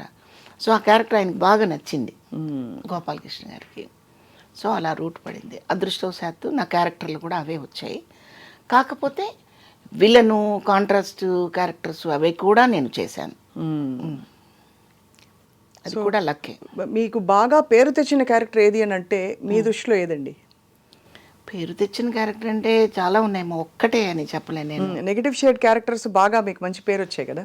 సింహసింహంలో క్యారెక్టర్ చాలా బాగా వచ్చింది. నాకు ఇష్టమైతే పాజిటివ్గా ఉండే క్యారెక్టర్స్. ఆహ్వానంలో మంచి క్యారెక్టర్ ఉందమ్మా, ఎస్వి కృష్ణారెడ్డి గారి పిక్చర్ అది. ఆయన సినిమాలు చాలా గొప్పగా ఉంటాయి. చాలా చాలా. ఆహ్వానంలో ఒక సీన్ ఉంటుందమ్మా, కోడల్ని వెనకేసుకొచ్చి కొడుకుని తిడుతుందనమాట. నువ్వు ఇటువంటి దుర్మార్గుడు అనుకుంటే నా చనుబాలు తాగేటప్పుడే నువ్వు నా మంగళసూత్రంతో ఆడుకుంటూ నా చనుపాలు తాగేవాడివిరా, నువ్వు ఇలాంటి వాడు అనుకుంటే అదే తాళితో నీకు గొంతుకు వేసి చంపేసేదాన్ని అని రాశారు దివాకర్ గారు. ఎంత గొప్ప డైలాగు అసలు అది. తల్లి కొడుకుని అలా అండం, కోడల్ని వెనకేసుకొస్తూ ఎక్కడ చూస్తామండి అలాంటి? చెప్పండి, ఇప్పుడు ఎక్కడ చూస్తున్నాం? ఇందాక నేను మీకు అదే చెప్పింది, అత్తలవగానే వేరేగా అయిపోతారు వాళ్ళు వాళ్ళు వాళ్ళు కూడా ఒక తల్లి అన్న విషయం మర్చిపోతారు. ఈ స్టేజ్, ఒక స్టేజ్ దాటగానే వాళ్ళ పాత్రని మర్చిపోతున్నారు. అది చేయకూడదు ఆడది ఎప్పుడు. అవును, కరెక్ట్. ఏ స్టేజ్లోనైనా అంటే భార్య, తల్లి, అత్త, కోడలు, కూతురు ఇవన్నీ మనం అనుభవించే పాత్రలే కదా. కానీ ఒక్కొక్కసారి ఒక్కొక్క రకంగా ఎందుకు ఉండాలి, మన నేచర్ ఎలాగ మార్చుకుంటామో కానీ మారిపోతున్నాయి. మారిపోవటం వల్లనే సమాజంలో యుద్ధాలు, విడాకులు, గందరగోళాలన్నీ జరుగుతున్నాయి. అందుకని ఆడదానికి ఆడది శత్రువు అని మొదటిగా మీకు చెప్పడం జరిగింది. అదే అక్కడి నుంచి మొదలైంది. మీరు ఏమన్నా కష్టాలు పడ్డారా శివపార్వతి గారు, అంటే ఒక కుటుంబ పరిస్థితుల్లో? డెఫినెట్గా ఇప్పుడు మా ఫాదర్ తర్వాత కుటుంబం అంతా నేనే భుజాన్ని వేసుకున్నాను. అమ్మని, పిల్లలని, అంటే నా తమ్ముళ్ళని అందరినీ నా పిల్లలు అనుకుని పెంచడం. సో మీరు సంపాదించి ఇంటికి తెచ్చి పెట్టేవారు మొత్తం? పెట్టకుండా ఎలా పెరుగుతారమ్మా? అవునా, అది పెద్ద బాధ్యత కదా. బాధ్యత అండి, ఇందులో సిగ్గుపడటానికి బాధపడే విషయాలు ఏం కాదు, గర్వపడాలి, ప్రౌడ్గా చెప్పాలి. అవును. ఎందుకంటే ఈరోజు చాలామంది బాధ్యత లేకుండా బతుకుతున్నారు. బాధ్యతతోనే బతకాలి. మనది భారతదేశం. మనమందరం సమైక్యంగా చక్కగా మన కుటుంబాలు కళకళలాడుతూ ఉండాలంటే బాధ్యతలు మర్చిపోకూడదు. వేరే పోకడల మీద ఎక్కువ కాన్సన్ట్రేట్ చేయకూడదు. అవును. ఎవరు ఆకలితో ఉన్నారో, ఎవరికి ఆకలి తీర్చాలో గమనించకపోతే మనిషి అనే పదానికి అర్థమే ఉంటుందమ్మా. అందుకని అంటే ఆడపిల్లలందరూ ఆర్టిస్టులు అయ్యి కష్టపడి కుటుంబాన్ని పోషించండి అని కాదు నేను చెప్పడం. బాధ్యత లేకుండా కొంతమంది ఉంటున్నారు. అబ్బాయిలు ఉద్యోగాలు వచ్చాక వాళ్ళ లైఫ్ స్టైల్ వేరుగా పెట్టుకొని కుటుంబాన్ని మర్చిపోయే వాళ్ళు ఎంతోమంది ఉంటున్నారు. అలా కాకూడదు. అందరూ బాధ్యతగా ఉండాలి. అందరిలో మనం ఉండాలి. అవును. అది ఈ సమయంలో మీ వివాహం ఎప్పుడైంది శివపార్వతి గారు? చిన్నప్పుడు అంటే నాకు బాబు 19 ఇయర్స్కే బాబు పుట్టాడమ్మా. చాలా ఎర్లీగా మ్యారేజ్ అయిపోయింది. ఆయన కూడా ఆర్టిస్టే, గుంటూరు. అవును. మీ ఇద్దరు పెళ్ళి ఇంట్లో ఒప్పుకోలేదు కదా? ఒప్పుకోలేదు. ఇంకా ఒప్పుకోరా? ఇప్పుడు అయిపోయాం, ముసలాళ్ళం అయిపోయాము. నాకు కొడుకు, మనవలు. ఎందువల్ల? ఆయన ఆర్టిస్ట్ అయినా కూడా మీరు ఆర్టిస్ట్, హాయిగా ఉంటారు ఇద్దరు, ఇష్టపడి చేసుకున్న పెళ్ళిని ఎందుకు ఎవరు ఒప్పుకోలేదు? మొట్టమొదటి నుంచి ఆర్టిస్ట్ అంటే ఒక చులకన భావన మా సమాజానికి. ఆర్టిస్ట్ అంటే ముఖ్యంగా నాటకాల వాళ్ళంటే ఇంకా చులకన భావన. అంటే ఒక స్టాండర్డ్ లేదు వీళ్ళకి, చదువు ఉండదు, సరైన ఫ్యామిలీ ఉండదని ఒక అపోహ. కానీ కాదు. ఇప్పుడు బుర్రా సుబ్రహ్మణ్య శాస్త్రి గారు ఉన్నారమ్మా, తెనాలి సాయిమాధవ్ గారు నాన్నగారు, మీకు తెలుసు. అయితే ఆడవేషాలు ఆడవాళ్లే వేయని రోజుల్లో ఆయన ఆడవేషాలు వేసిన రోజులేవి. అవును. అప్పట్లో ఆడవేషాలు ఆడవాళ్ళు వేసేవాళ్ళు కాదు. అవును. కొంచెం రిస్ట్రిక్షన్స్ పెట్టుకుని ఉన్నారు. ఆ రోజుల్లో కుటుంబంలో నుంచి ఒక ఆర్టిస్ట్ వచ్చింది అంటే వాళ్ళు వింతగా చూసేవాళ్ళు. ఈ వింత పాత్రను తీసుకెళ్ళి ఫ్యామిలీలో ఇన్సర్ట్ చేయడానికి ఒప్పుకునేవాళ్ళు కాదు. అంటే ఆ రోజుల్లో ఇంటి పని చేయాలి, వంట పని చేయాలి, బట్టలు ఉతకాలి, పక్కగా గృహిణి పనులన్నీ చేయాలి. కానీ ఇలా అందంగా రెడీ అయిపోయి ఎక్కడికో ప్రదర్శన ఇవ్వడానికి వెళ్ళటం ఏంటి అనేది ఒక పాయింట్ అది. అవును. అయితే ప్రాబ్లం మా వాళ్ళ దగ్గర కూడా ఉంది, మా ఆర్టిస్టుల దగ్గర కూడా. బహుపాత్ర అనేది చెయ్యాలి ఆర్టిస్ట్. ఈ విషయాన్ని మనకి మా అందరికీ బాస్ వాణిశ్రీ గారు ఎప్పుడో ఒకసారి చెప్పారు ఒక ఇంటర్వ్యూలో. ఆర్టిస్టు కెమెరా ముందు మాత్రమే ఆర్టిస్టు, ఇంటికి వస్తే తల్లి పాత్ర, భార్య పాత్ర, ఇవన్నీ చెయ్యాలి కదా. అవును. చేస్తే ఫ్యామిలీ మిగులుతుంది. ఇక్కడ కూడా మేడం మేడం అంటూ గొడుగు పట్టుకుని ఎవడొస్తాడు? కరెక్టే కదా. ఇది మానండి అని ఆవిడ చెప్పారు ఒక ఇంటర్వ్యూలో. అలాగే మా ఆర్టిస్టులు చేసే తప్పు ఏంటంటే, మాకు వంట చేయటం రాదు, బట్టలు మడతేయటం రాదు, వండుకోవటం రాదు, తినటం రాదు. ఇది కరెక్ట్ కాదు. నేనైతే అసలు ఎప్పుడు నాకు అలాగ ఇది రాదు అది రాదు అని చెప్పడం నాకు రాదు తల్లి. నేను అన్నీ చేసుకోగలుగుతాను, ఓ 10 మందికి వండి పెట్టగలుగుతాను. నాకు రాదు అంటే ఏమిటి? అలా ఎందుకు ఉండాలి? అలా ఉండండి, సెట్ అవుతాయి, బాగుంటాయి. అలాగని చెప్పి అన్నీ సెట్ అయిపోతాయి, అన్నీ బాగుంటాయని కాదు నేను అనేది. చాలా వరకు మనం దాన్ని తట్టుకోగలిగిన శక్తి ఉంటుందని నా ఉద్దేశం. కానీ మీకు అంటే ఒప్పుకోకపోవడానికి మీ కుటుంబం, వాళ్ళ కుటుంబం, మీ పెళ్ళిని, వివాహం, దానికి కారణాలు ఏమయ్యాయి అని? ఆర్టిస్ట్ అనే చులకన భావం ఒకటి తప్ప ఇంకోటి లేదు. వాళ్ళ కుటుంబం నుంచి ఇబ్బందులు అండి, మీ కుటుంబం నుంచా? 2 వైపుల నుంచి ఉంది? మా కుటుంబం నుంచి కూడా ఉంటాయి ఇబ్బందులు. ఇప్పుడు పళ్ళు కాసే చెట్టుని నరికేస్తే ఎవడు ఊరుకుంటాడు? అంతే కదా. అలా వీళ్ళ ఫీలింగు. వాళ్ళ ఫీలింగ్ ఏంటంటే అసలు ఆర్టిస్ట్ రా బాబు, ఇంటికి వచ్చి ఆవిడే మాకు చేసి పెడుతుందా అని వాళ్ళ ఫీలింగ్. రెండు కరెక్టే. సో ఇలా ఎదిరించి నిలబడ్డారు. కానీ నిలబడ్డారు. అదే జీవితం కదండి. చిన్న వయసులోనే అయింది. నాకు 19 ఇయర్స్ వచ్చేటప్పటికే బాబు పుట్టాడు. అలా ఒక్కడే కొడుకు మీకు? ఒక్కడేనమ్మా, ఒక్కడే. మిగతా వాళ్ళంతా ఉన్నారు కదమ్మా, నా తమ్ముళ్ళు, మా చెల్లెలు. ఇప్పుడు మీరందరూ ఇప్పుడు కుటుంబంలో అంటే ఇప్పుడు అమ్మగారిది మొన్న చెప్పారు, ఈ సంఘటనలు మినహా కలుస్తూ ఉంటారా పండగలకి? కలుస్తాము. వాళ్ళ దృష్టిలో నేను సినిమా యాక్టర్ని, వాళ్ళు కష్టజీవులు. కష్టజీవులు. మంది కష్టం కాదు.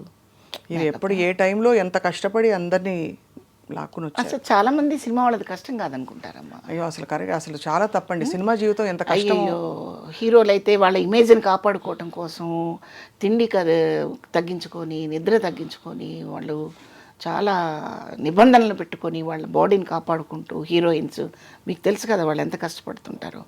అదంతా కష్టం కాదని వాళ్ళ ఉద్దేశం. అండ్ మీ కాల్ షీట్స్ పొద్దున్న లేచి పరిగెట్టాలి, ఇవన్నీ కౌంట్ చేయరు, ఏదో అనుకుంటారు. అప్పుడు మీరు సినిమాల్లో యాక్టివ్గా నటిస్తున్న టైంలో, ఇప్పుడు కూడా నటిస్తున్నారు కాదని కాదు కానీ, బాగా మీరు పీక్లో ఉన్న టైంలో మీకు మరి పొద్దున పూట ఇంట్లో పనులు అవి ఎలా ఎలా అమరేవి? అంటే అమ్మ వెంటనే ఉండి చేసేవారు, మీరే చేసుకునే? హెల్ప్ నేను ఎప్పుడు తీసుకోలేదు. అంటే మేము ఇండస్ట్రీకి వచ్చేటప్పటికే అమ్మ బాగా అలసిపోయి ఉన్నారు, పెద్ద ఆమె అయిపోయి ఉన్నారు.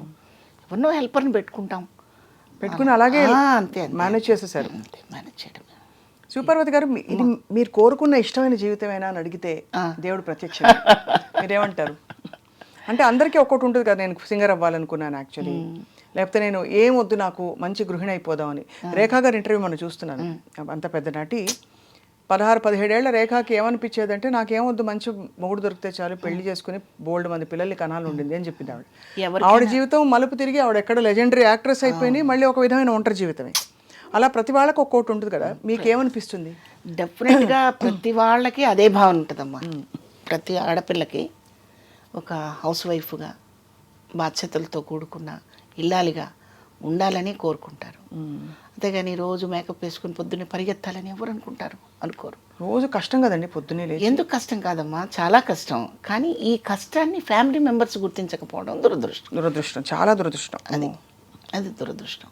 ఇప్పుడు మా హస్బెండ్ తరపు నుంచి మా మరుదులు కానివ్వండి, వాళ్ళు కానివ్వండి, మేము పెద్దవాళ్ళం అయిపోయాక ఏదో క్షమించేసి అప్పుడప్పుడు రాకలు పోకలు గడుస్తూ ఉన్నాయి తప్ప, మనస్ఫూర్తిగా ఆర్టిస్ట్కి తలుపులు అలా తెరిచి ఉంచిన దాఖలాలు లేవు. అయితే కొన్ని పొరపాట్లు మన వైపు నుంచి కూడా ఉన్నాయి, మీకు నేను చెప్పాను కదా. అవును, మన వైపు నుంచి కూడా కొన్ని నిబంధనలు, కొన్ని పద్ధతులు పాటించకుండా ఉండడం మాత్రం జరుగుతూ ఉంది.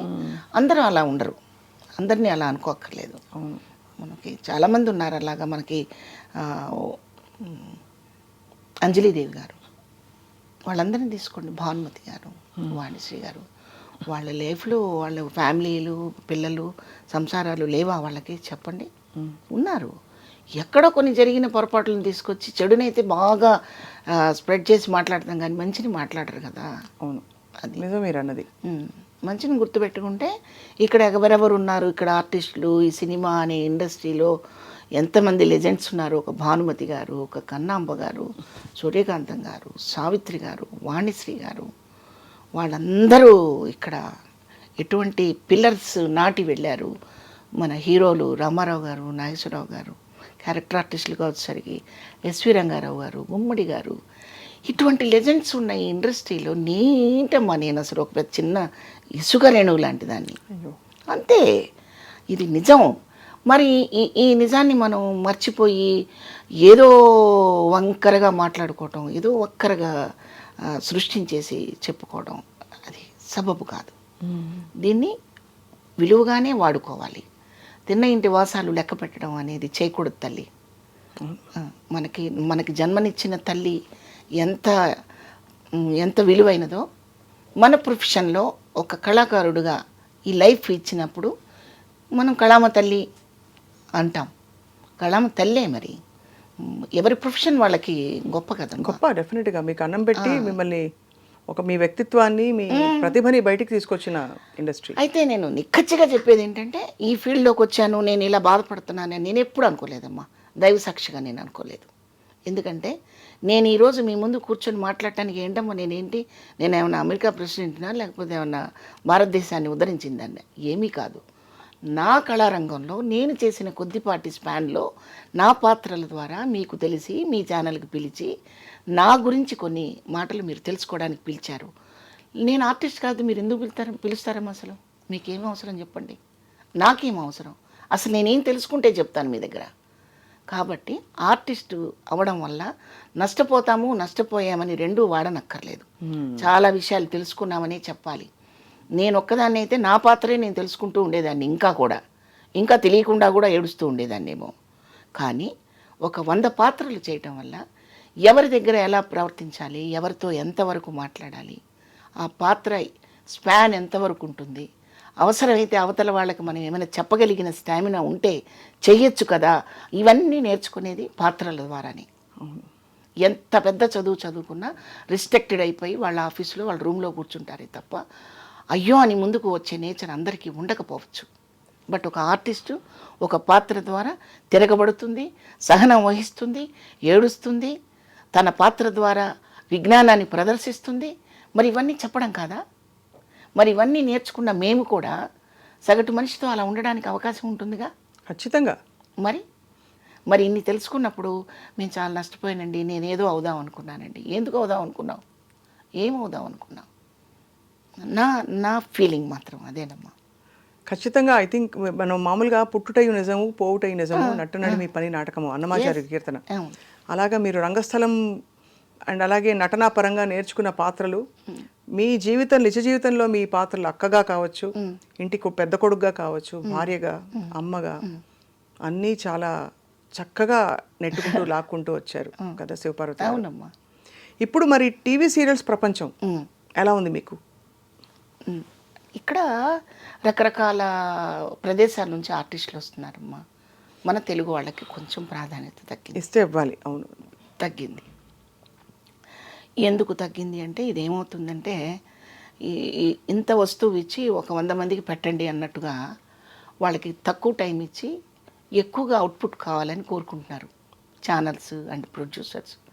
డైరెక్టర్ ఏం చేస్తాడు, గబగబా గబగబా గబగబా నేను డైలాగ్ ఓన్ చేసుకునే సమయం ఇవ్వడం లేదు.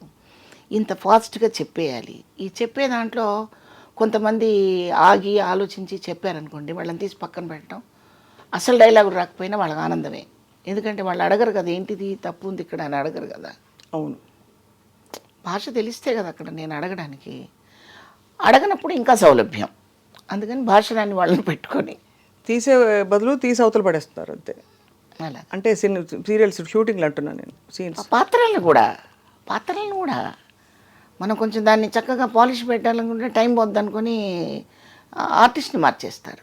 ఆ ఆర్టిస్ట్ని మార్చేసే నేపథ్యంలో వేరే వాళ్ళని తీసుకొచ్చుకోవడం పెట్టుకోవడం కొంచెం జరుగుతూ ఉంది. ఆ మధ్య డబ్బింగ్ సీరియల్స్ వల్ల అయిన ఇబ్బందులు చాలా యుద్ధం చేశారు, కానీ మన వాళ్ళు ఏమీ పాపం సాధించలేకపోయారు, ఇంకా వదిలేశారు కదా. ఇప్పుడేమో ఆర్టిస్టులని వేరే వాళ్ళని తీసుకొస్తున్నారనే ఒక ఇబ్బంది ఉంది. కన్నడ నేర్చుకోవాలి ఇప్పుడు మేము. మాకు వాళ్ళతో మాట్లాడాలంటే కన్నడ రాదు కాబట్టి ముందుగా కొన్ని పదాలు నేర్చుకొని అది అట్లా అయిపోయింది. అది నేను తప్పు అనడం లేదు. మంచి ఆర్టిస్టులు ఉన్నారు కన్నడ నుంచి, చాలా మంచి హీరోయిన్స్ ఉన్నారు, హీరోలు ఉన్నారు, అందరూ ఉన్నారు. ఇక్కడ వాళ్ళని కూడా కలుపుకుంటే అభ్యంతరం లేదు. మీరు పాలు తోడేయాలంటే పెరుగు కావాల్సిందే. అచ్చంగా పాలు అలాగే పెట్టారు విరిగిపోతాయి కదా. అవును, కనీసం తోడన్నా వేయాలి కదా అందులో. అట్లా ఆర్టిస్టులని ఇక్కడ వాళ్ళని కూడా కొంచెం వాడితే ఖచ్చితంగా వాడాలి. బాగుంటుంది. ఇక్కడ ఏం తక్కువ టాలెంట్, అసలు ఎంతమంది గొప్ప గొప్ప ఆర్టిస్టులు ఉన్నారు. మంచి ఆర్టిస్టులు ఉన్నారు, చాలా మంచి ఆర్టిస్టులు ఉన్నారు. టైమింగ్స్ కొంచెం పాటించలేకపోవడం, మా ఏజ్ లాంటి మా లాంటి వాళ్ళు, అది వాళ్ళకి కొంచెం ఇబ్బందిగా ఉండడం చేత ఇలా జరుగుతున్నాయని నేను అనుకుంటున్నా. మీ బెస్ట్ ఫ్రెండ్ ఎవరు శివపార్వతి గారు? శకుంతల గారా? అప్పుడు ఒకప్పుడు కాదమ్మా. ఎవరు మీకు బాగా సన్నిహితులు ఇండస్ట్రీలో? సన్నిహితులుగా అట్లా గబుక్కున చెప్పలేను, ఎందుకంటే నాకంటే పెద్దవాళ్ళు వాళ్ళు నా ఫ్రెండ్స్ అంటాను వీల్లేదు.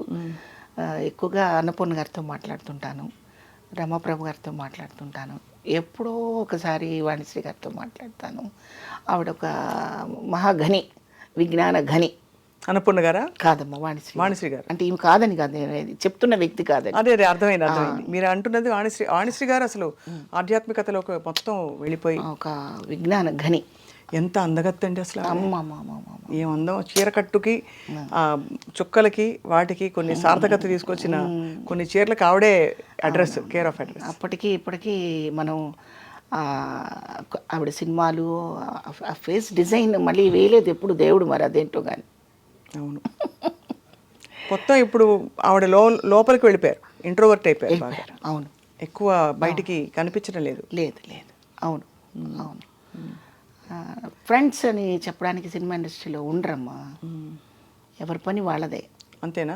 మీకు ఎప్పుడైనా కష్టం వస్తే మరి ఎవరికి చెప్పుకునేవారు? ఎవరు చెప్పారు? నాకే చెప్పుకుంటాను. మీకే చెప్పుకుంటా.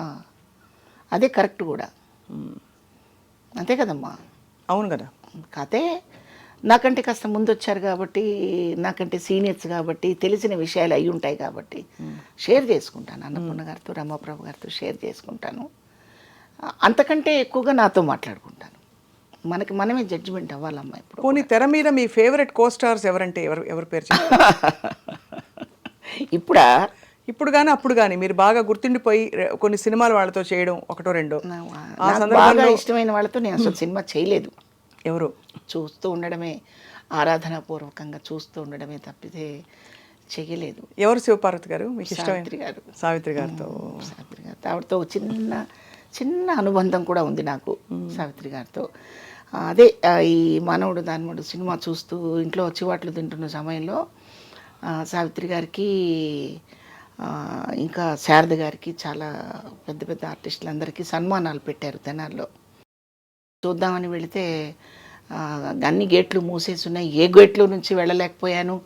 అలా పడిగాపులు కాసి కాసి కాసి చివరికి ప్రోగ్రాం అయిపోయి బయటకు వస్తున్నప్పుడు ఆమె దగ్గరగా వెళ్ళి ఇలా పట్టుకున్నాను నేను. పట్టుకుంటే ఆవిడ చేతిలో ఉన్న పుష్పగుచ్చం నా చేతికి ఇచ్చి, దెబ్బలు తగులుతాయి దూరంగా ఉండమని అయ్యో అలా బ్లెస్ చేసి నా తల మీద ఇలా చేయి వేసి అలా దగ్గర తీసుకున్నారు. అదే నాకు బ్లెస్సింగ్స్ ఏమో. ఆ మరుసటి సంవత్సరమే నేను స్టేజ్ ఎక్కడం జరిగింది. మనకి గుళ్ళోకి వెళ్ళాక కొన్ని వైబ్రేషన్స్ వస్తాయి కదా అమ్మ. అలా అవును, అట్లా మనకి జరిగితే నేను ఈరోజు గుళ్ళోకి వెళ్ళి వచ్చాను, అందుకే ఇది మంచి పని జరిగిందని మనం నమ్ముతాం కదా.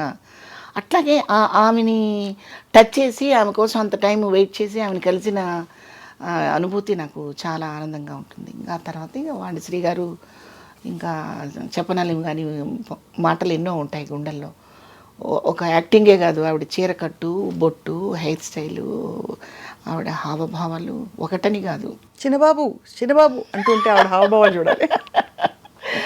అసలు ఒకటని కాదు. ఆవిడ సినిమాలు ఆల్మోస్ట్ నేను అన్నీ చూశాను. మేకప్ లేని సినిమాలు చూశాను, బాగా తీర్చిదిద్దిన బొమ్మలాగా తయారైంది.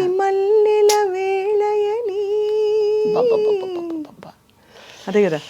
ఏమండి స్వప్న అమ్మ, మీరు ఆ పాట మళ్ళీ చూస్తే ఒక ప్రొఫైల్లో ఉంటుంది షాట్, ఆ పెదవి అవును, ఇలా ఆ కదపడం కూడా ఎంత అందంగా. ఒక ముగ్ధ అంటారు చూడండి. చిన్న పిల్ల, ప్రపంచం తెలియని అమ్మాయి ఎలా ఉందో అలా ఉంటుంది ఆ షాట్లో ఆవిడ. అంటే ఆ ఏజ్ కూడా అదేననుకోండి ఆవిడది.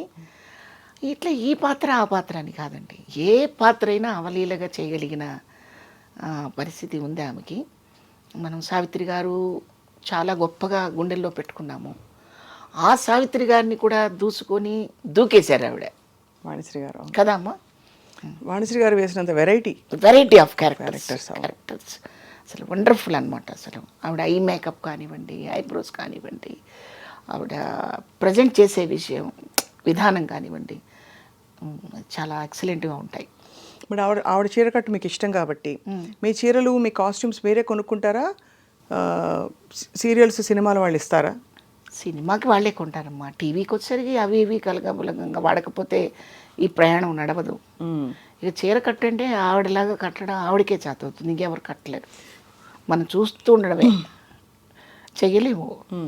బట్టల పిచ్చి ఉందా మీకు? నగల పిచ్చి, బట్టల పిచ్చి ఉంది. అది అందరికీ ఉంటుంది. ప్రతి మనకి పిచ్చి ఉన్నా లేకపోయినా మనకి పిచ్చి పెట్టేలా చేస్తారు మన ప్రొఫెషన్లో. ఎందుకంటే మీకు ఎప్పుడూ ఒక సూట్ కేసు ప్యాక్ అయ్యి రెడీగా ఉండాలి, నాకు తెలిసి. అంతేనా? ఒక 4-5 చీరలు, బ్లౌజులు, మ్యాచింగ్ జ్యువెలరీ. 4-5 ఏంటమ్మా, 50 పెట్టుకోవాల్సి వస్తుంది ఇప్పుడు. అవునా? ఫుల్ బిజీ అయితే. ఎన్ని రోజులు పనిచేస్తారు శివపార్వతి గారు పర్ మంత్ ఇప్పుడు? సీరియల్కి అయితే ఒక 10 రోజులు, 12 రోజులు, నెలలో అలా పెట్టుకుని 50-60 చీరలతో రెడీగా ఉంటారు ఎప్పుడు. ఎప్పుడు పిలుపు వస్తుంది, కాల్ షీట్ రెడీ రండి. వాళ్ళు కొన్ని కొంటారు, అవి కొన్ని నచ్చవు మనకి, క్యారెక్టర్కి నప్పవు. అప్పుడు మనం కొన్ని చొరవ చేసుకొని కట్టడము, కొనుక్కోవడము, ఇవన్నీ చేయాలి, లేకపోతే ముందుకు వెళ్ళదు సీరియల్. అంతే కదా. ఇంత బిజీలో ఉండి వంట వచ్చా మీకు? బాగా బాగా అంటే మళ్ళీ నా వంట నేను పొగుడుకోకూడదు. ఓకే, నేను వంట చేసుకుంటాను, చక్కగా అలాగే గడుస్తుంది. వంట మనిషి మీదే డిపెండ్ అవ్వాలని ఏం లేదు తల్లి. ఏం చేస్తారు ఆరోగ్యం కాపాడుకోవడానికి? ఎప్పుడు ప్రత్యేకంగా ఏమి చేయనమ్మా. ఆకలి అయితేనే తింటాను, అట్లేం లేదు. ఆకలి అయితేనే తింటాను, ఆకలి కాకపోతే తిన్నాను, అదే, ఇంకేం చేయను నేను. శుభం, అది చాలా గొప్ప పెద్ద పూర్వం చెప్పే. ఆకలి కాకపోతే 8 అయింది కాబట్టి ఇడ్లీ తినాలి, 1 గంట అయింది కాబట్టి భోజనం చేయాలి, మళ్ళీ సాయంత్రం 7 అయింది కాబట్టి భోజనం చేయాలి, అట్లా ఏం లేదు. ఆకలి అవ్వకపోతే స్టాప్, ఆకలి అయింది తింటారు అంతే. అంతేగాని సౌందర్య సాధనాలు, ఆరోగ్య సూత్రాలు అంత లేదు. కానీ ఎప్పుడూ సహజంగా కళకళలాడుతూ అలా అంత నిండైన బొట్టు పెట్టుకుని చక్కగా ఉంటారు. ఎప్పుడైనా గెటప్ మార్చారా మీరు? చండీ రాణి ఆ టైప్లో ఆ రోజుల్లోనా? మార్చాం కదమ్మా. ఇప్పుడు సినిమాలోనే మీకు పాండురంగడికి వచ్చేసరికి చాలా సాఫ్ట్గా ఉంటుంది, సీమసింహం వచ్చేసరికి దానికి కాంట్రాస్ట్గా ఉంటుంది. కొంచెం చిన్న చిన్న మార్పులు చేసుకోకపోతే క్యారెక్టర్ సక్సెస్ అవుతుంది కదమ్మా. కట్టుబొట్టు ఖచ్చితంగా మారాల్సిందే, లేకపోతే మళ్ళీ బాగుంటుంది. చాలా గొప్ప ప్రయాణం ఇది. అన్నిటికంటే ఎక్కువ మీరు జీవితం కూడా ప్రయాణం అలా చూశారు. ఒకవైపు మీ సినిమాలు అవన్నీ సీరియల్స్ నడుస్తుంటే, ఇంకోవైపు జీవితంలో కూడా చాలా విషయాలు ఒక యూనివర్సిటీ నేను చూసింది చాలా చిన్న తల్లి, చాలా చిన్నది. ఇది అనంతం, ఎవరికి అంతుపట్టని విషయం ఇది. ఎవరికి వాళ్ళు నేను చాలా తెలుసుకున్నాను, చాలా నడిచి వచ్చాను అనుకుంటారు. ఏమీ లేదు, ఇదే మొదటి మెట్టేమో, ఇంకా తెలుసుకోవాల్సిన ఎన్ని ఉన్నాయో. ఇప్పుడు నెక్స్ట్ అయితే ఫుల్ బిజీ అయితే సీరియల్స్కి వాటికి. ఏమో తెలీదు, ఇప్పుడు ఇలా అనుకున్నాం, రేపు ఎలా ఉంటుందో తెలీదు. తప్పకుండా మీరు ఎప్పుడు అలా నిండుగా కళకళలాడుతూ కొత్త కొత్త క్యారెక్టర్స్తో మా అందరినీ పలకరిస్తూ ఉండాలని మా కోరిక శివపార్వతి గారు. తప్పకుండా. ఇంత ఇండస్ట్రీ జీవితం చూశారు మీరు శివపార్వతి గారు. ముఖ్యంగా సినిమా ఇండస్ట్రీలో చాలా అకృత్యాలు జరుగుతున్నాయని చెప్పి హేమ కమిటీ రిపోర్ట్ మొన్న, ఇబ్బందులు, ఆడపిల్లలకు అన్యాయం జరుగుతుంది, ఇబ్బందులు ఉన్నాయని చెప్పి ఆవిడ ఒక తెలుసు కదా మీకు, హేమ కమిటీ మలయాళ చిత్ర పరిశ్రమలో.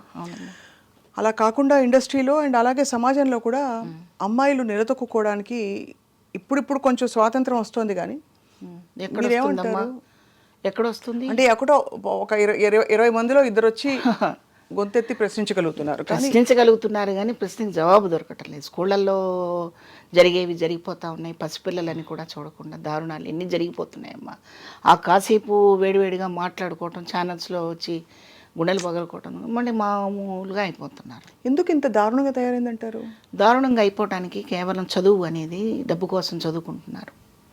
పెద్ద చదువు చదివితే పెద్ద శాలరీ వస్తుందని భావనతో చదువుకోవటమే తప్పితే, ఆ చదువులో స్కూల్స్లో కూడా కొన్ని చెప్పట్లేదని నేను అనుకుంటున్నాను. అంటే నేను చదువుకున్నది చాలా తక్కువ, చదువు గురించి మాట్లాడే అర్హత నాకుందో లేదో నాకు తెలియదు. కానీ స్కూల్స్లో కొన్ని నిబంధనలు ఖచ్చితంగా పెట్టాలి. డ్రెస్ కోడ్, ఆడపిల్లలకి డ్రెస్ కోడ్ పెట్టాలి. డ్రెస్ కోడ్ పెట్టడం వల్ల ఏమొస్తుంది? చాలా మార్పు వస్తుంది, చాలా ఒక 50% మార్పు వస్తుంది. ఇప్పుడు మనకేం కావాలి, మనకి ఎందుకు వస్త్రం కట్టుకోవాలనేది మనకు తెలుసు. ఆ వస్త్రంలో నుంచి మళ్ళీ ప్రదర్శనలు చేసే పరిస్థితిలో వస్త్రాలు ఉంటే నేను చూడకూడదు, నేను కామెంట్ చేయకూడదు అనడానికి మీకేం అర్హత ఉంది? అంటే ఆడపిల్లలే డ్రెస్ కోడ్ సరిగ్గా వేసుకోవాలంటారు. వేసుకోవాలి. కానీ అలా జరగని పరిస్థితుల్లో కూడా ఫుల్గా నిండుగా కప్పుకుని ఉన్న పరిస్థితుల్లో కూడా అకృత్యాలు జరుగుతున్నాయి కదా శివపార్వతి గారు. అకృత్యాలకు కారణం జ్ఞానం లేకపోవటం, చదువు లేకపోవటం, ఆ చదువులో సరైన నిబంధనలు లేకపోవడం. ఇప్పుడు కొన్ని తెలుసుకోవడానికి కూడా ప్రయత్నం చేయరు. నాకు ఇట్లాంటి సందర్భంలో నాకు గుర్తుకొచ్చేది ఏంటంటే, కరుణశ్రీ గారి ఉషశ్రీ పద్యాన్ని మీరు ఒకసారి గుర్తు చేసుకోండి. ఉషశ్రీ గారిదే కదా. నేను ఒక పూల మొక్కకడ నిలిచి చివాలున్న కొమ్మ వంచి గోరానడనంతని నా ఆయువు తీతు అని ఘంటసాల గారు పాడిన పద్యాలు మీరు ఒకసారి గుర్తు చేసుకోండి. ఇవి వాళ్ళు రాశారు, ఘంటసాల గారు పాడారు. మనకు చక్కగా ఒక అద్భుతమైన బంగారు గనిలాగా మనకు ఎలాగూ ఆ సంపద ఉంది. కానీ ఆ సంపదని అప్పుడప్పుడు మనం మెళ్ళ వేసుకున్న హారంలాగా వాటిని కూడా బయటికి తీసి చదవాలి, వినాలి. ఓ పక్కన గంగాధర శాస్త్రి గారు మీరు భగవద్గీతని చదవండి వినండి అని, ఓ పక్క చాగంటి గారు, ఓ పక్క గరికపాటి గారు, ఇలాంటి ప్రవక్తలు ఎంతోమంది బయటకు వచ్చి వాళ్ళ ప్రవచనాల ద్వారా ప్రజల్ని చైతన్యం చేయడానికి ప్రయత్నిస్తున్నప్పటికీ కూడా అది ఆపేసి వేరేది చూసుకునే దౌర్భాగ్య స్థితిలో మనం ఉన్నాం. పిల్లల్ని మంచి విషయాలు చూడనివ్వట్లేదు, మంచి విషయాలు విననివ్వడం లేదు.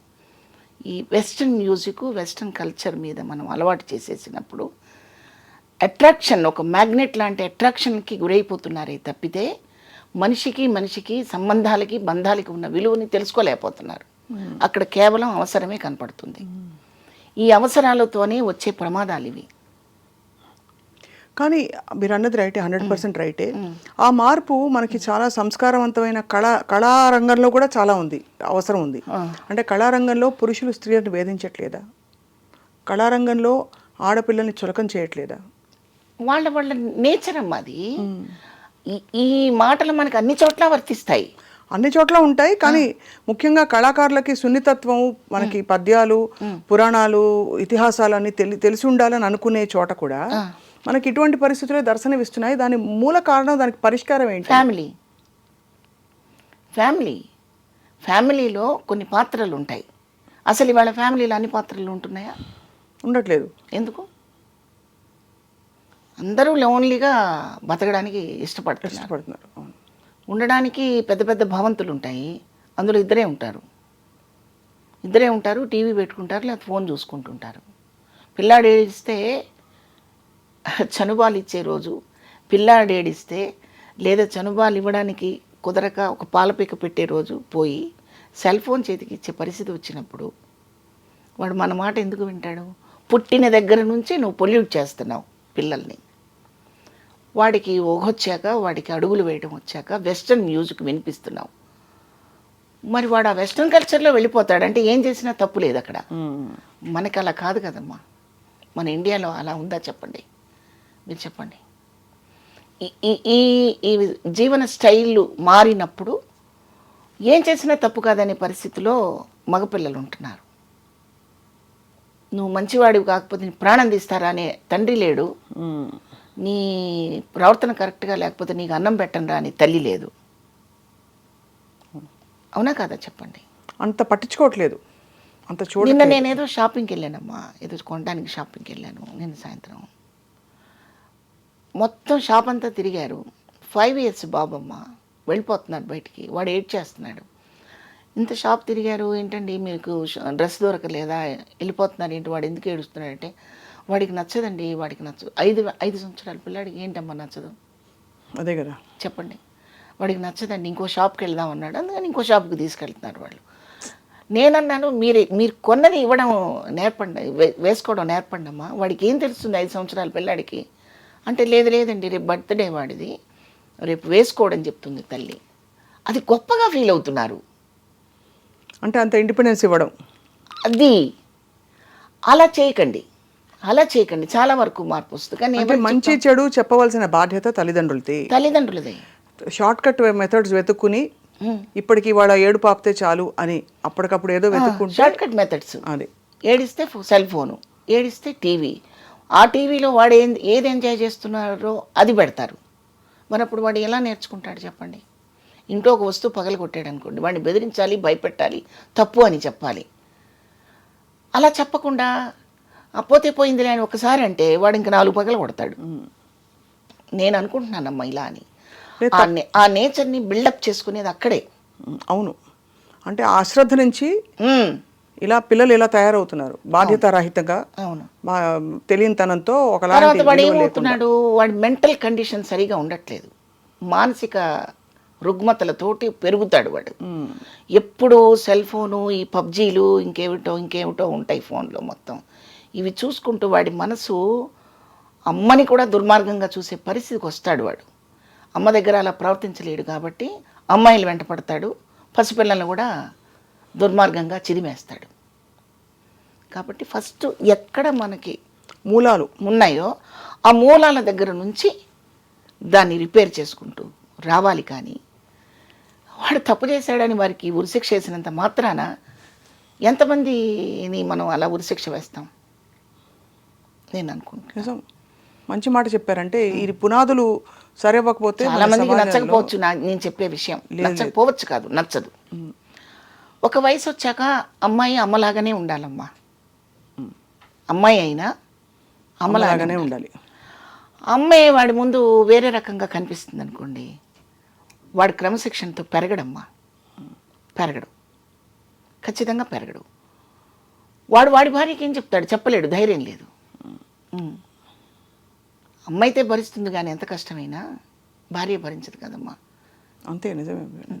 డైవర్స్ ఇవ్వడానికి 5 నిమిషాలు రెడీగా ఉంటారు. అందుకని మా పిల్లలు భయపడుతున్నారు, వీళ్ళ పిల్లల్ని మందలించడానికి వాళ్ళు భయపడుతున్నారు.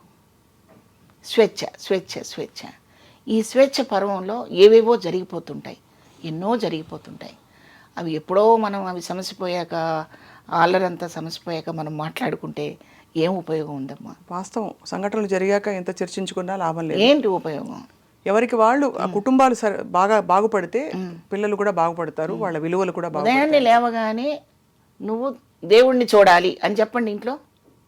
నువ్వు చూడాలి ఖచ్చితంగా. ఏది? పాలు తాగి కాస్త నాకు అన్నం పెట్టు అనే ఏజ్ దగ్గర నుంచి, ఎందుకమ్మా పసిబిడ్డలను పెట్టుకొని ఇలా దండం పెట్టించేవాళ్ళం చిన్నప్పుడు. నాకు బాగా గుర్తు, గుళ్ళల్లో ఇలా పసిబిడ్డల్ని తీసుకుని ఒళ్ళో కూర్చోబెట్టుకొని రామ్ రామ్ రామ్ అను నాన్న అంటే వాళ్ళ అలా ఎంజాయ్ చేసి ఇట్లా అంటూ ఆడుకునేవాళ్ళు పిల్లలు. అది అలవాటైపోతుంది. అవును కదా. మరి అది అలవాటు చేయకుండా అసలు ఇంట్లో ఓ పూజ చేసుకోవాలి, దేవుడిని పొద్దున్నే లేచి చక్కగా ఫ్రెష్గా ఆ శుభోదయాన్ని ఎంజాయ్ చేయాలి, దేవుడికి దండం పెట్టుకునే బయటికి వెళ్ళాలి అని చెప్పే కుటుంబాలు చాలా కొద్దిగా కనిపిస్తున్నాయి వాళ్ళ రోజున. చెప్పిన వాళ్ళు శత్రువు అవుతున్నారు. అవును. ఇంకా చెప్తే చాదస్తం అంటారు, ఇంకా చెప్తే తీసుకెళ్ళి ఓల్డేజ్ హోమ్లో పడేస్తారు. కాదంటారా? కరెక్ట్గా అన్నారు. మరి అప్పుడు ఇలాంటివి జరుగుతూనే ఉంటాయి. అవును. మనం ఆ తర్వాత అయ్యో అలా జరిగిందండి, పలానా చోట అలా జరిగిందండి, అయ్యో అయ్యో అని మనం ఏదో చాలా ఒడ్డున్న ఉన్న వాళ్ళలాగా మనం మాట్లాడుకుంటూ ఉంటాం. కాలిపోయిన వాడు బాధపడి పడుతూనే ఉంటాడు. పర్ఫెక్ట్గా చెప్పారండి. ఐ థింక్ ఇది చాలా అవసరమైన విషయం మీరు చెప్పింది. అందరూ ఎవరికి వాళ్ళ పరిస్థితుల్ని ఒక్కసారి పరిశీలించుకోవాలి. మనం ఎలా పెంచు. ఇప్పుడు షాప్కి వెళ్తే రకరకాల డ్రెస్సులు అడుగుతారు మా పిల్లలు. మనకంటూ ఒక గిరిగీసి పెట్టాల్సిందే.